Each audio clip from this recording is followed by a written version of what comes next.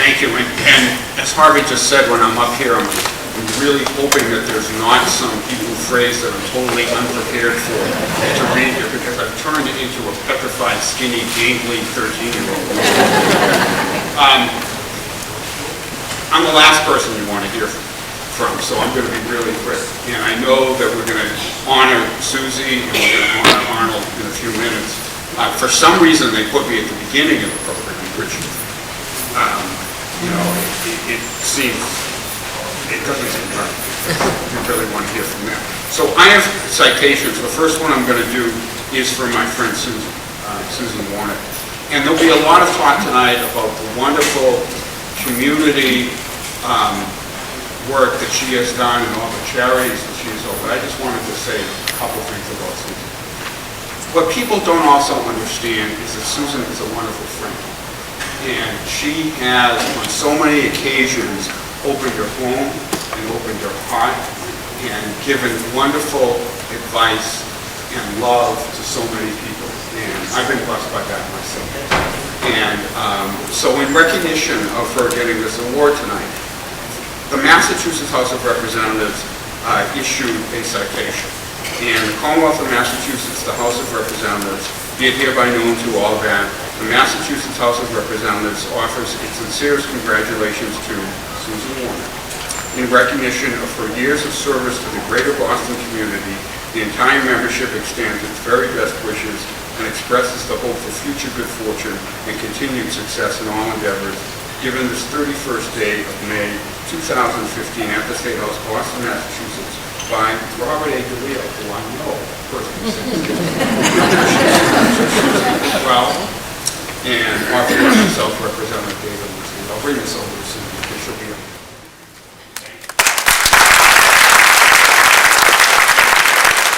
The Maurice and Lillian Geshelin Humanitarian Award is for service to the community, family, and for compassion to the human spirit.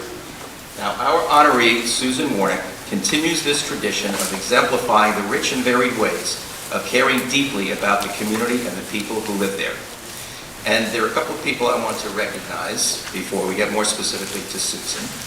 We are all blessed to have in our presence tonight Susan's mom, Myrna, who's sitting right here in front of me, 100 years young.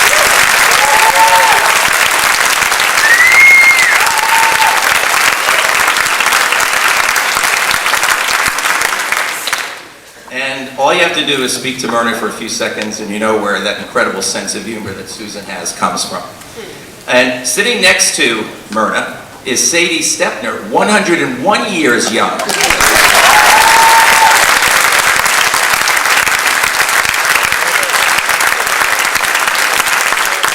So we are blessed to have two amazing centenarians in our presence tonight, which is really a blessing. All right, now about Susan.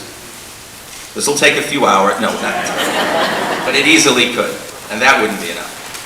Now, Susan was born in the Bronx, so was I, and raised in Natick. She's a graduate of Boston's Emerson College, where she received her Bachelor of Arts degree. Susan was an anchor and reporter at WHDH Radio from 1979 to 1981. She also worked at WBZ Radio as an anchor and reporter, and she won several AP and UPI awards for radio journalism. Susan joined WCVB-TV in 1981, and she became a legendary reporter and anchor over 33 remarkable years.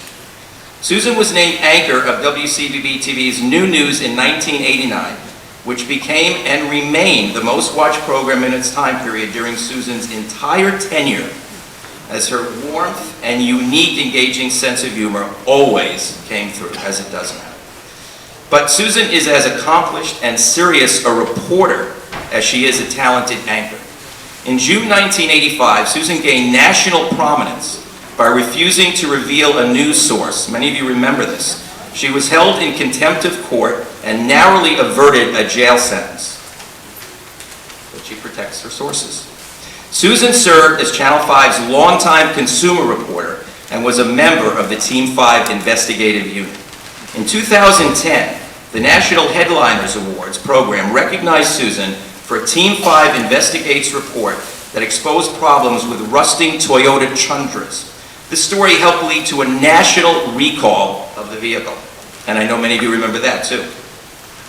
Recently, Susan was honored with the State of Massachusetts Certificate of Appreciation, the state's highest honor for consumer advocacy, never before given to someone not working in state government. Susan has received 3 regional Emmy Awards, in 1983 for reporting on the crash of a World Airways plane at Boston's Logan Airport, in 1984 for a coverage of a verdict in a controversial trial, and in 2009 for a story on fire safety. In 1988, Susan was honored by the State Department of Youth Services for her work with troubled teenagers. Now, in 1991, Susan received the prestigious Silver Circle Gavel Award from the American Bar Association for a news series she reported called Punishment Without a Crime. The series examined a Massachusetts law that allows the imprisonment of innocent women with drug or alcohol problems. It focused statewide attention on the insufficient number of Massachusetts state treatment facilities for women, including teenagers, who often ended up in prison cells instead of proper treatment programs. In 1995, Susan was recognized with an honorary Doctorate of Humane Letters degree from Becker College in Worcester. In 2012, she was presented the Embracing the Legacy of Robert F. Kennedy Award at the Kennedy Library in recognition of her work in protecting children. Other awards of accomplishment and recognition include the National Academy of Arts and Sciences recognizing Susan with the Silver Circle Award in 2005 for 25 years of service to WCVB and the community. In 2013, Susan received the Emerson College Distinguished Alumni Award and was also inducted into the Massachusetts Broadcasters Hall of Fame. But for all of Susan's amazing professional accomplishments and awards, it's the tremendous amount of time she dedicates to volunteer efforts in our community and serving as a celebrity auctioneer for many charities and organizations that best defines her and truly sets her apart. Susan helps to raise awareness and funds for the Ellie Fund in the fight against breast cancer research. Susan is an advisory board member for the Be Like Brit Foundation, which was started in the name of Brittany Gangle, whose family built and opened an orphanage in her name in Haiti after she was tragically killed in the earthquake in 2010. I have witnessed firsthand what Susan has done for the Gangle family and how much Susan means to them. Some of the other notable charities that Susan volunteers for include Rosie's Place, Catholic Charities, the Massachusetts Coalition for the Homeless, the Rodman Rides for Kids, and many others. In 2014, the Foundation for Metro West in Natick established the Susan Wornick Journalism Scholarship Fund. The Scholarship Fund honors Susan's legacy at her alma mater, Natick High School, and her commitment to help aspiring young journalists. Susan, I'm going to ask you to come up and join me, please. I'm really old, okay? That's what he said. And before you fully get your turn, Susan, a couple of additional personal notes to tell you a little bit about what Susan is all about. When I changed stations 13 years ago and came into Channel 5, the first person that came over to me, she doesn't remember this, of course, because she does this with everybody, it's who she is, in the newsroom was Susan. She embraced me. She was so welcoming. She made me feel great instantly. That's the first thing.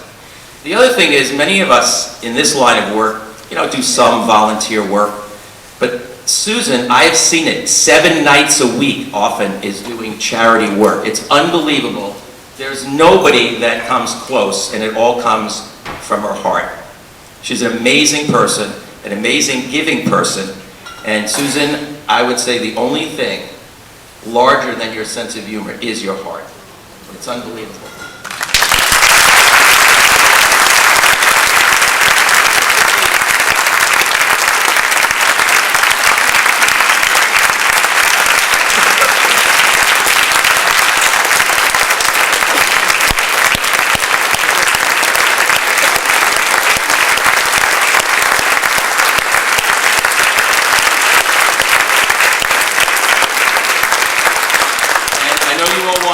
Susan, so you better relax because you're going to be here a while. But I also want to read what this says. This is the award.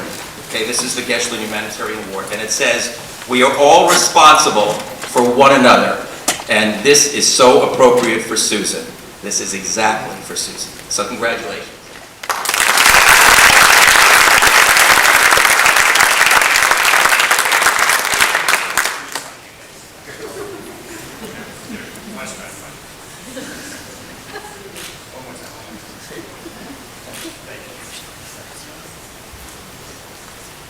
Thank you and good night.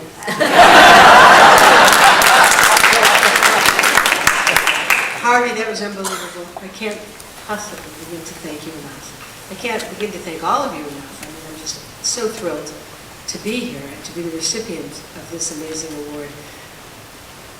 Shalom, Rabbi. David, it's nice to see you.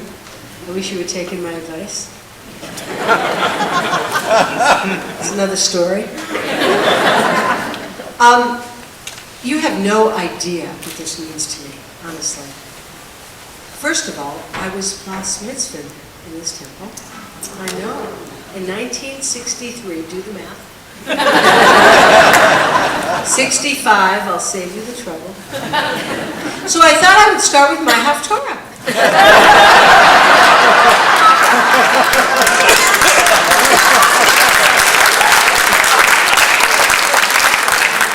At this very moment, my mother is going, oh no. Anybody who knows me knows how important Natick is to me. Because I do. People say to me, oh, you've had this wonderful career. You've been, on television for so long. And yes, indeed, I've been so lucky. And people said, where'd you go to school? Harvey just alluded to Emerson College. But I say to people, I went to Natick High.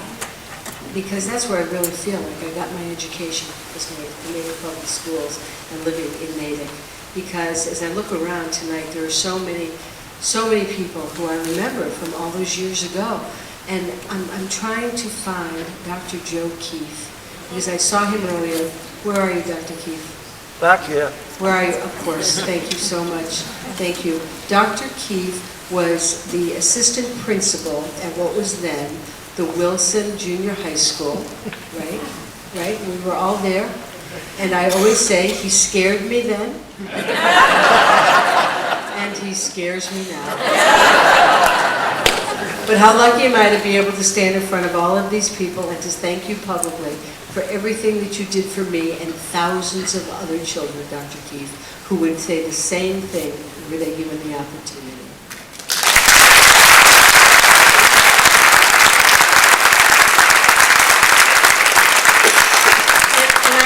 Could go around the room. I mean, there are so many of you who I know personally and have wonderful stories about, and I'm not going to do that. But I did think maybe it would be a good idea if each of you stood and said a few words about yourself. There are a couple people I have to sing aloud. One of them is Phil Levy. Phil Levy was the producer, the executive producer of the Channel 5 newscast when I started doing it at midday. Phil, where are you? There he is, right here. Phil, thank you so much. This is a guy who taught me so much about television journalism. I came from radio. Everybody joked that I had the not yet ready for prime time hair. And Phil used to say to me, Suze, just be yourself. Just go do it. Just do it and be yourself and help me so much through so many times. And Phil, to be able to say to you, thank you for everything that you did is a wonderful honor for me tonight. So thank you, Phil Levy.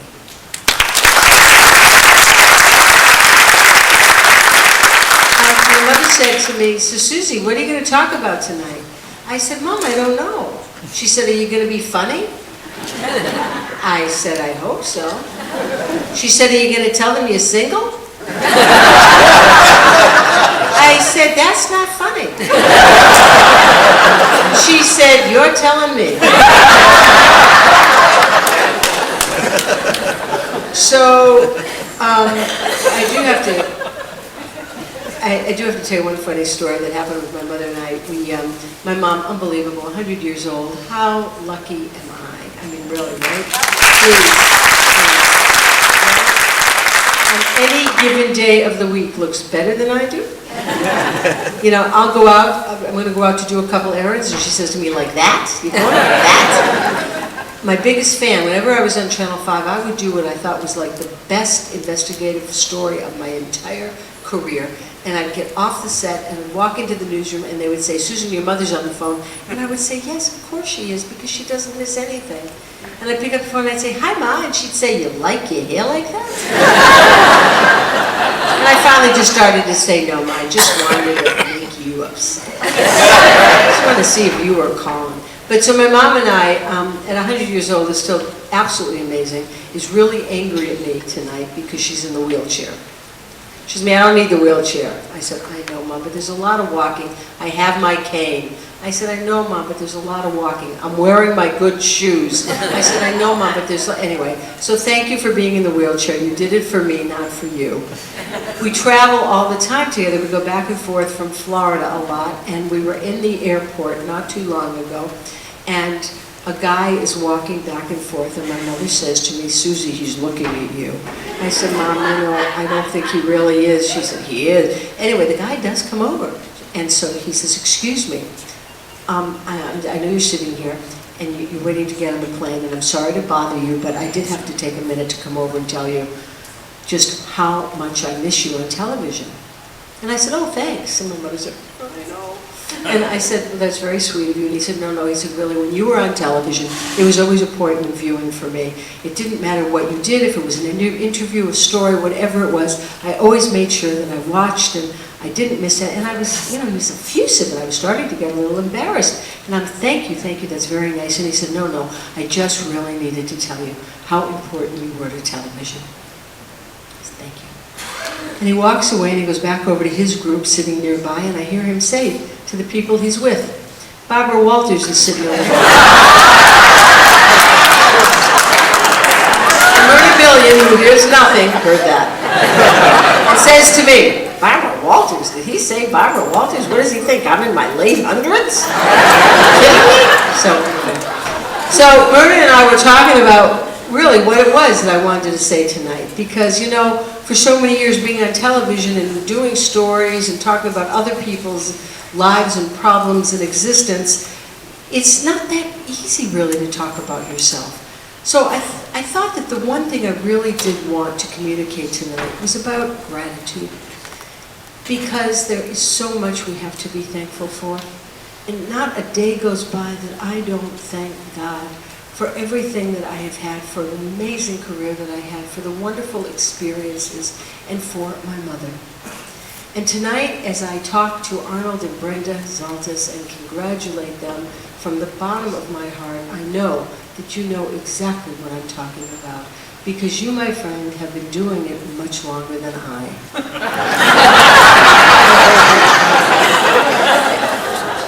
Collectively. But it is about family, and it is about friends, and it is about community. And there is nothing that I would ever pass up when it comes to the community of Temple Israel. And I thank you all for coming tonight. I thank you for this amazing honor.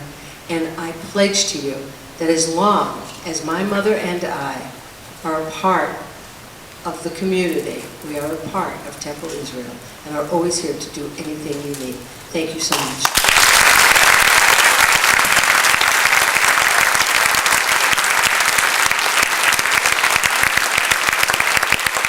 Over the 70-year history of Temple Israel of Natick, the congregation has been shaped by a couple handfuls of clergy, many dozens of professional staff and teachers, and thousands of lay leaders and congregants.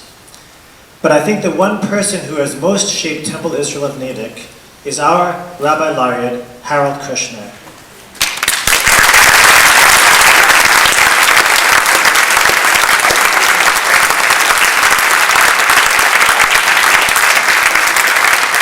Arriving here in 1966, he has spent roughly equal time as our spiritual leader and as our Rabbi Laureate.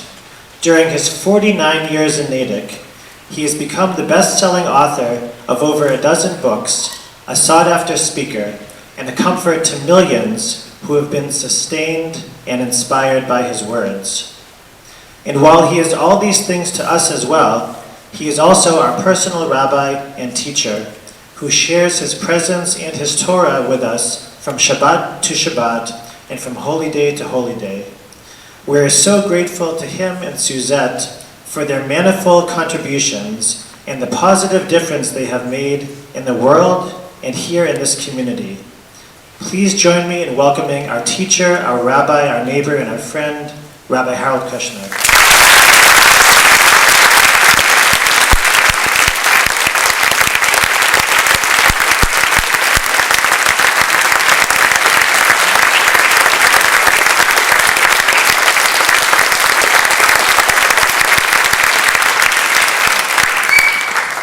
Congregation may be seated.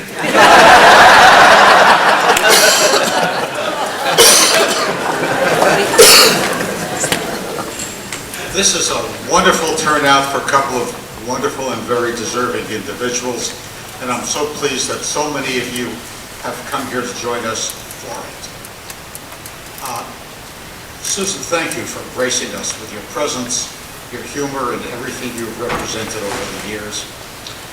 Harvey, thank you for pulling this together, and thank you for the suggestion that when you couldn't arrange for better weather, well, how come I couldn't? To which I have a very simple answer. I'm sorry, but I'm in sales, not management.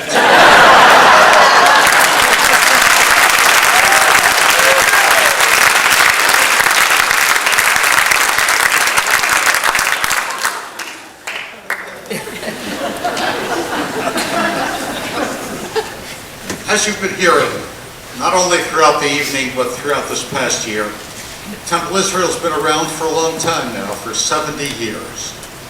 And in those 70 years, it's undergone several incarnations as to what kind of congregation it was. In the beginning, it was a couple of dozen middle-aged to older people gathering in each other's unused lofts and trying to pray.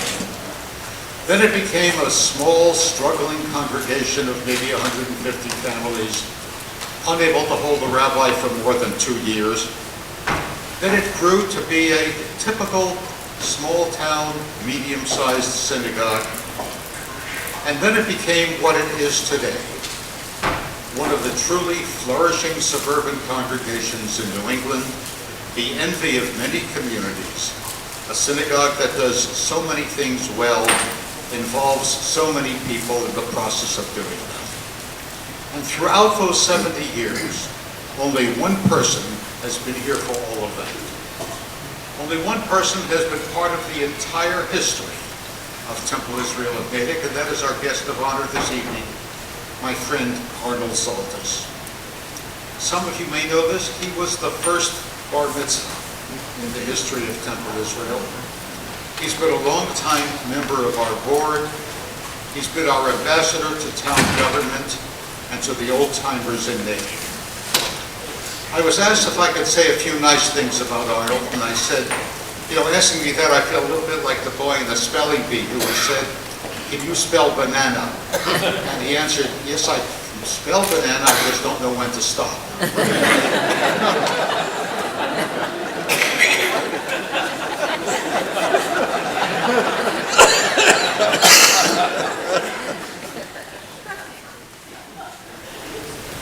Arnold and I have been close friends virtually from our first days at Temple Israel. Shortly after that first high holiday season in 1966, the administration had an evening for Suzette and me to meet the board, get to know the leaders of the congregation. Arnold came over and introduced himself to me as a representative of the younger membership here. Arnold, can you remember a time when you and I were the younger members? And I pointed out in response that I noticed that his wife Brenda and my wife Suzette were in equivalent stages of pregnancy, that just a few weeks after that, Suzette would give birth to Ariel and Brenda would give birth to Marjorie. We have pictures of those two girls in Bernice Sachs's nursery school. We have pictures of them graduating together from Boston University Law School. We have pictures of them sharing time at the Cape. We have shared much with them over the years. Talking to Arnold, I learned fairly rapidly he cared about things I cared about. He cared about enriching our lives with Jewish values. He cared about the well-being of Temple Israel and about the state of Israel. He cared about good books and good restaurants, and he cared about a bunch of young and middle-aged men who spent their afternoons and evenings cavorting at Fenway Park. We had so much in common that it was no surprise how quickly we bonded and became friends. And everything that happened after that served only to deepen the friendship between Arnold and Brenda Zaltas and Suzette and myself. Their unfailing kindness toward Aaron, their invitations to spend many a summer day at their home on the Cape, my efforts to add a personal note to the several bar mitzvah services, weddings, and other occasions in the greater Zaltas family. I learned over the years that even as Natick took on all the trappings of a medium-sized Boston suburbs, in a lot of ways it remained a small town. As a result, all citizens were equal, but every now and then if the temple had some business with the town of Natick, it proved useful that our ambassador to the town government, the person making the temple's case, was somebody who had gone to high school here, grown up here, played for the local high school basketball team. It made a difference. It proved useful to us over the years. So many citizens of Natick had memories of Arnold going out of his way to be helpful to them. And they only had to be asked to be prepared to do the same for him and for the causes that Arnold championed. There were times at a Zaltas family event I would see somebody I knew from town, maybe a member of the congregation on the periphery, maybe non-Jewish. I asked him what his connection was to the Zaltases, and he told me of a time when they needed help, and Arnold was there anonymously for them. He would never tell me about it. He would never brag about it. I learned from other people. Over the years, I will confess, there were times when the officers of the temple would ask me if I would persuade him to be the guest of honor, because we knew that if Arnold was to be the focus of attention, we would get this sort of turnout, enthusiastic responses. Never succeeded until this year. And the reason it worked this year was the inaugural C. Bernie Sigalove Award. I don't know how many of you know this. Bernie Sigalove was responsible for the Zaltas family moving to Natick. It was he who introduced Arnold's widowed mother, Ethel, to his friend and fellow furniture merchant, Jake Rader. A simple act of thoughtfulness from which so many people would go on to benefit. And Bernie Sigalove followed up that introduction with other acts of thoughtfulness. Ever since then, Arnold has been repaying him for that act of kindness by paying it forward, by doing little uncelebrated but deeply appreciated acts of thoughtfulness. 2 years ago, Arnold turned 80, and Brenda had a modest little gathering of a few of their closest friends at the largest room of the Charles Hotel in Cambridge. A number of people spoke in Arnold's praise. The highlight was his grandchildren getting up and talking about how much they loved their Zaltas.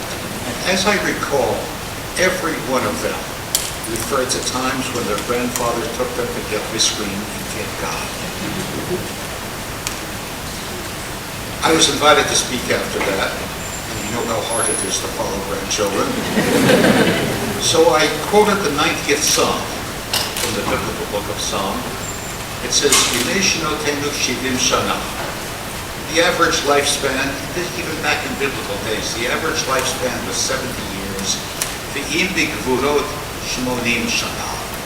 Or for the specially strong person, 80 years.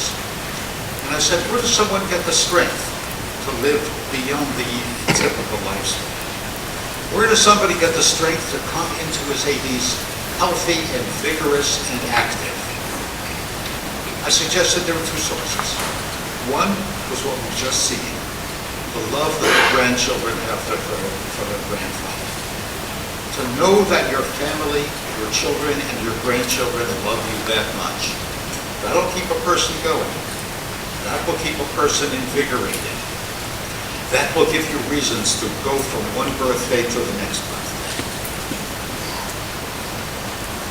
the other is acts of kindness that you perform for others. They strengthen you. They invigorate you. To go out of your way to give, you feel powerful. You feel you make good things happen. That, I think, is the secret of a long and active life. Arnold, we, your friends, your neighbors, your fellow congregants, we wish you and your family, we wish you and Brenda many more years of health and happiness. For your family's sake, for our family's sake, for the sake of the temple for which you have done so much, for the sake of the town of Natick, which has benefited so richly from your devotion, and most of all, please keep going for my sake, for I could never replace the gift that our friendship has represented in my life. Namaste.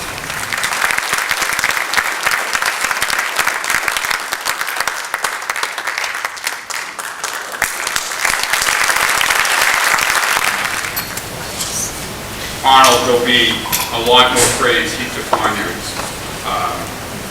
deservedly so. All I would say is amazing speech. Another citation, the Commonwealth of Massachusetts, the House of Representatives. Be it hereby known to all that the Massachusetts House of Representatives offers its sincerest congratulations to Arnold Zaltas in recognition of his dedication to Temple Israel and the greater Metro West community. The entire membership extends its very best wishes and expresses the hope of future good fortune and continued success in all endeavors. Given this, the 31st day of May, 2016, State House Boston, Robert A. Speaker of the House, offered by J.P. Okay, representing the Sigalove family is the youngest of Bernie's 5 children, Joan Sigalove-Linsky, has emulated her father's passion for helping others. Joni has had a career as a palliative care professional, as it currently is a hospice nurse with Life Choice Hospice. She's a past president of Temple Beth Torah in Holliston. Joni and her husband Jim are members of Temple Israel and live on Cape Cod. Joni Sigalove-Linsky.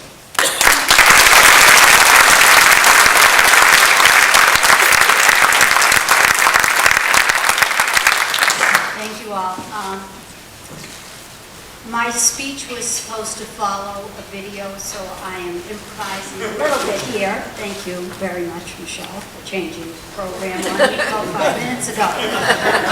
But to say, to be asked to capture and document over 70 years of history through various types of medium is a difficult task.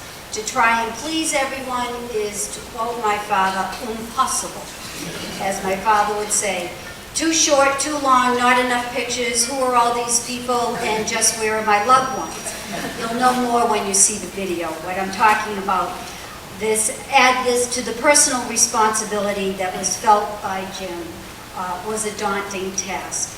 Serge Kogan I want to recognize, and Jim did what one would call an awesome job. Mr. Temple would have loved it and cried through the whole thing. Thank you for your brilliant work. Serge isn't here, but my husband is now. Now for the rest. On behalf of my entire family, including my brother Phil, my sisters Anita, Ellen, I wasn't going to do this, and my sister Aunt Jane, our spouses, children, and grandchildren, we thank you for remembering and recognizing Dad in the most humble way. I am honored to have been asked to present the first C. Bernie Sigalove Yesod Award for public service and dedication to Jewish communal life. This is very difficult for me. To be honest, speaking in front of 250 people, that's the easy part. Having Jerry Dyer in public speaking, Susan, I thought you were going to talk about Jerry Dyer. But having Jerry Dyer contributed to my inherited abilities from my father. As a matter of fact, I hear him in my right ear right now saying, Joni, if you don't have them in the first 10 minutes, you won't have them at all, so keep it short. When I needed to speak to a large audience, I would always call my dad and ask him for a joke. or a story to capture everyone's attention. I'll call you back, and within a few minutes the phone would ring and there'd be a voice on the other end saying, "Have I got a story for you?" Or, "Did I tell you the one about?" This is the hard part. I can't do that. I won't try telling you a joke, but I will tell you a story that I know Dad would want to share, and he would want me to tell you, except thank you, Rabbi Kushner, because you already told it. Never thought I'd get to say that. But here we go. My father grew up in Worcester, and he moved to Natick at a very early age to begin earning a living in the furniture business. Among his early friends was a very gentle man named Jake Rader. Jake asked Dad to find him a nice Jewish woman to help him raise a family. Dad decided to introduce Jake to his childhood neighbor and good friend, Ethel, who had a son named Arnold. Well, the rest, as they say, is history. The Raiders' Zaltas Sigalove connection was sealed. Arnold grew up to become a friend and a confidant to our entire family. Funny how things turn around. Arnold's brother Goody and his wife Bernice had 2 sons who I know are here, Mark and Bobby, who Jim and I have been friends with Bobby our whole lives. I would be remiss if I didn't mention the other connections and friendships that were formed in those early years. Joe and Betty Greenberg, who actually introduced my mother Edie and my father. The Orestes, I know Neil is here, our cousin the Stepners, the Doxers, the Brants, the Roses, the Blumenthals, the Cantorwitzes, and of course the Feldmans. Through their deep friendships and commitment to the Jewish community and to the town of Natick, Temple Israel became a reality. That is the story my father would want me to be telling. It is not his story, but it is their story. In the last years of my father's life, we talked a lot about life lessons, and he told me 2 things to always remember. 1, when you leave a room, look back. Make sure you have made at least one person smile. That was something he learned from his mother. The second was, when you do for others, you will receive so much more in return. Dad and the founders of this temple gave us a gift. They built the foundation for which we stand on. Arnold, through your endless commitment to the community and through your tireless efforts, you too have given us a gift. And now it is your turn to receive. I can only imagine how proud Dad would be of you today. How he would have been the one to recognize your generosity to others and been the one to address this audience. I pray that I have in some way reflected his sentiments. In the name of the man who is deeply loved and sorely missed, the man who literally played the role of Yenta and matchmaker and started this all rolling around by fixing up Jake and Ethel, it is my honor, in the name of my dad and your friend, to present to you the C. Bernie Sigalove Yesod Award for your public service and dedication to the Jewish communal life. And I know I have a gift for you.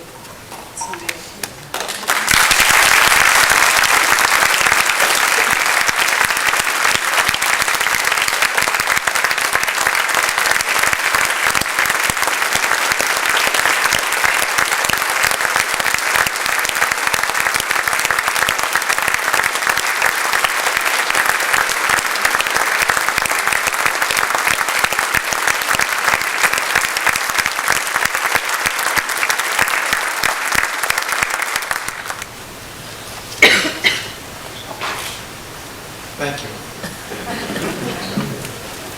There are many people who made this evening possible. I'd like to begin by recognizing Michelle Rita Taylor and her devoted committee.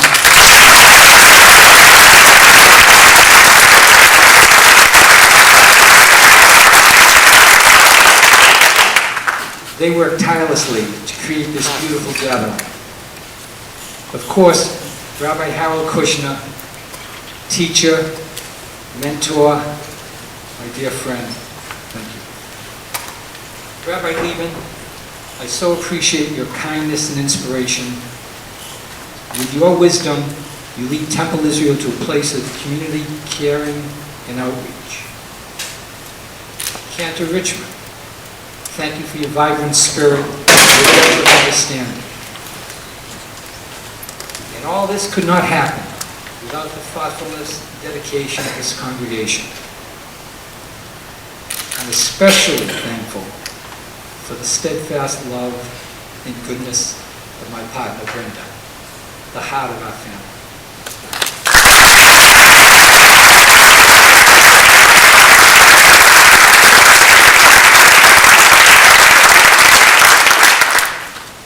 This is a meaningful moment for me to accept the first C. Bernie Sigalove Community Award. It is seldom that one person touches your life at an early age and continues to nurture and inform you throughout your years. Bernie Sigalove was that person in my life. When my dad passed away, my mother Ethel of blessed memory and I, at the age of 1.5, returned to her parents' home in Worcester. Coincidentally, Worcester was Bernie's hometown, where he was living at the time. It was there, at the age of 5, that I first recalled Bernie and his cheerful greeting with bubblegum. The bubblegum tradition continued, and as the years went by, whenever we met, it became my turn to greet Bernie with bubblegum. We've placed bubblegum on your tables. When you leave, I hope you'll take a piece, remembering Bernie. Rabbi Kushner and Joni have already alluded that although Bernie was living in Worcester, he was working in a furniture store in Natick. As most of you know, it was Bernie's good nature to reach out to others, to bring people together. Bernie's close friend Jack Rader, also in the furniture business, had lost his wife and was raising 2 children, Virginia and Goody, on his own. Thinking about Ethel and Jack, Bernie imagined they would make the perfect couple. True to character, he introduced them to each other. Ethel and Jack married, and they created a wonderful history here in Natick. Natick in the 1940s was a small New England town with very few Jewish families. They were of modest means, working at trades reminiscent of their immigrant origins. Alec Kaplan and Morris Morris were junk peddlers. Benny Carey and Mo Becker were small corner grocers. Israel Muscat was a tailor. Benny Rosenthal carried surplus menswear. The Feldman sold furniture, and Harry Blumenthal began as an office clerk. These folks were struggling to raise their families and make a living. On occasion, a few of them met at Israel Muscat's home to form a meal. And I can remember climbing the 3 flights of stairs to attend high holiday services in a rented auditorium in the building that is currently Debson's. At that time, there was no organized house of worship in Natick. However, there was an Orthodox synagogue in Framingham. It was called the Coolidge Street Shul. I was one of 5 youngsters, ages 9 to 11, whose parents organized lessons at the shul. We traveled by public bus from Natick Common to Framingham, some 5 miles away. We met once a week, receiving very, very basic lessons. My most vivid recollection is waiting with my friends in the cold for the bus that never came.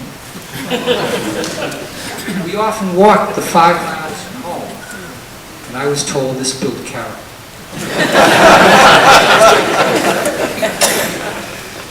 This continued for a few years. About this time, Bernie stepped into my life once again. He noticed that our group of boys did not have an affiliation with a Jewish youth organization. As a member of B'nai B'rith, he was able to establish a chapter of the boys' youth organization called AZA. It was a combined Framingham-Natick AZA, and Bernie was our advisor. With his help, we were given the opportunity to meet with youngsters from surrounding communities for social and athletic activities. This gave us the connection to our Judaism and the foundation for strong friendships that have stayed with us to this day. Some of Bernie's AZA boys are with us this evening. They are people of integrity and strong character, reflecting in part Bernie's teaching and guidance. I'd like to recognize my friends and ask them please to stand. Victor Blumenthal.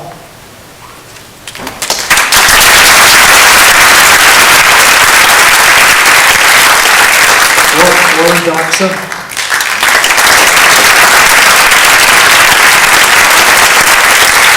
Theo Feldman. Warren Kantrowitz.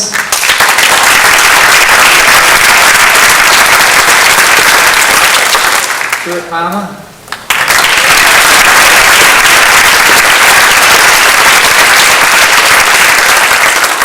Lou Whitman.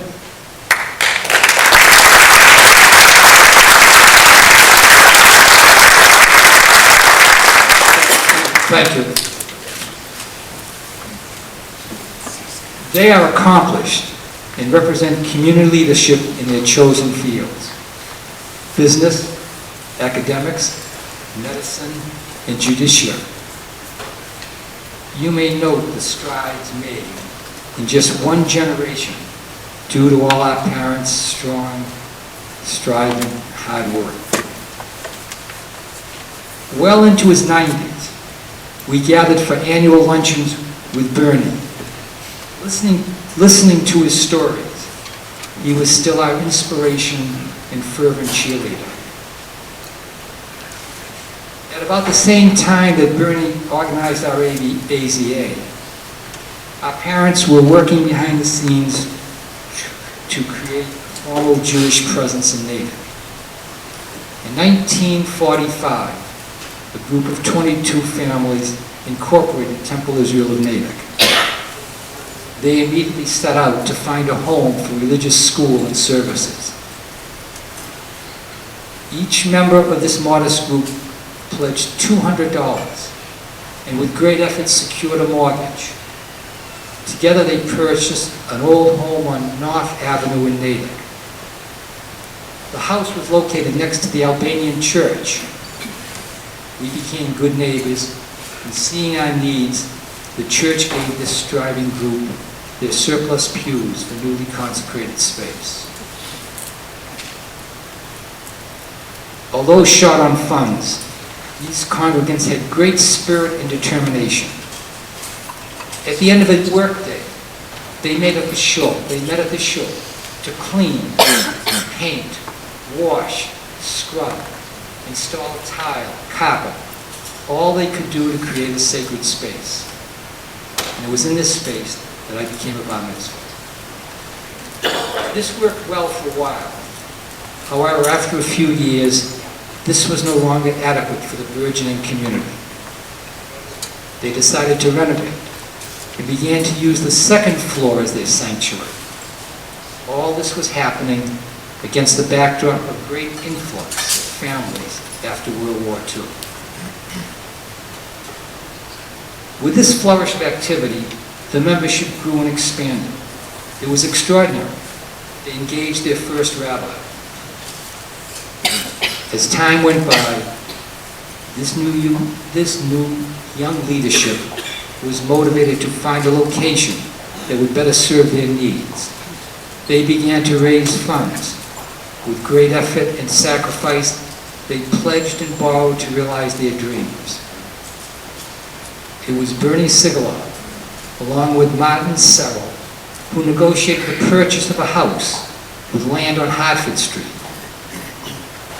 Not long after, the ground was broken for this building we're in this evening. How proud Bernie would be to see his family and loved ones here. I'm certain he would rejoice with us. The Jewish community has continued to be a welcome and respected part of the town of Natick. I have vivid memories of Temple Israel from its inception.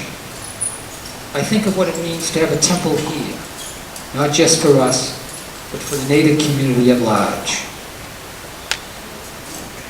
It has been an amazing experience to witness the birth of this institution, its vibrant life, and how it has expanded in the community. It was a privilege to be raised here, to live and work here, and together with Brad, who've raised our family. For myself, and on behalf of all the individuals who came before me, I thank you for this honor.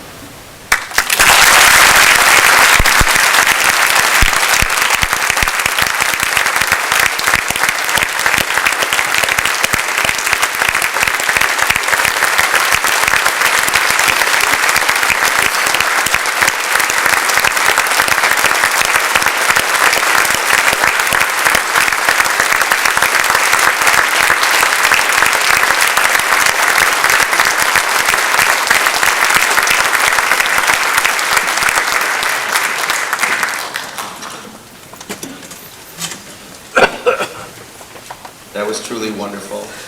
Congratulations, Arnold. Now we're going to see the video. And this video presentation helps introduce the C. Bernie Sigalove Yesod Award for public service and dedication to Jewish communal life. It shows the involvement and commitment that Bernie and all the founders had in the formation of Temple Israel, as Arnold just described.